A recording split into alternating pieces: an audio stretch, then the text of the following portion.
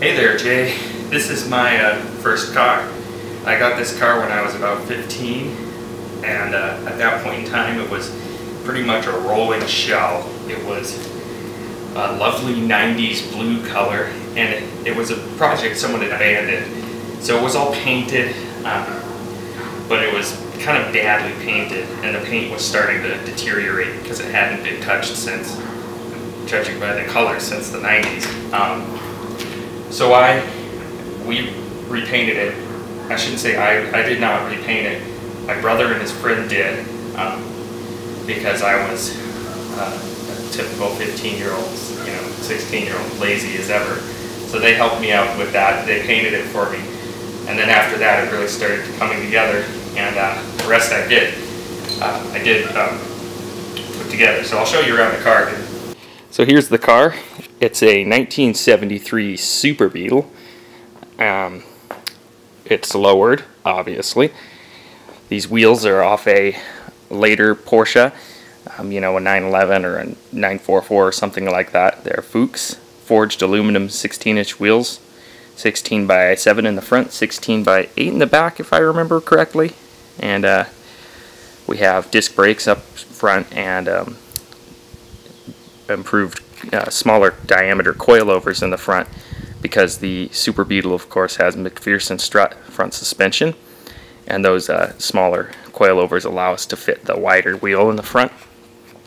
Let's see, let's go to the back, go to the business end. This thing is powered by a 2332 cc engine with dual Webers, 48 IDAs. I did not build this engine. We bought it used, but it was built by Ken Jansen in California, and it runs great. I've just had some dumb problems, like things coming loose and whatnot, that I've had to deal with. Other than that, makes a bunch of power, and that's a bunch of fun.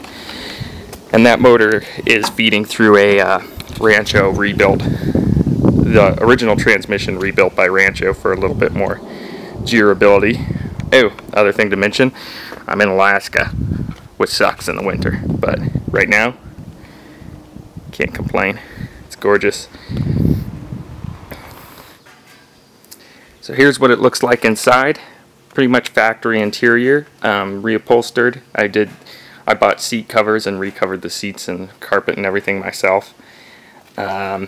Original dash.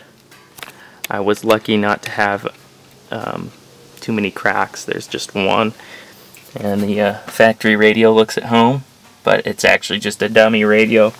I have an amplifier with a couple speakers behind the back seat. Right now I've got the passenger seat removed because I've got a gig to go to. I work at a recording studio and play some music as well.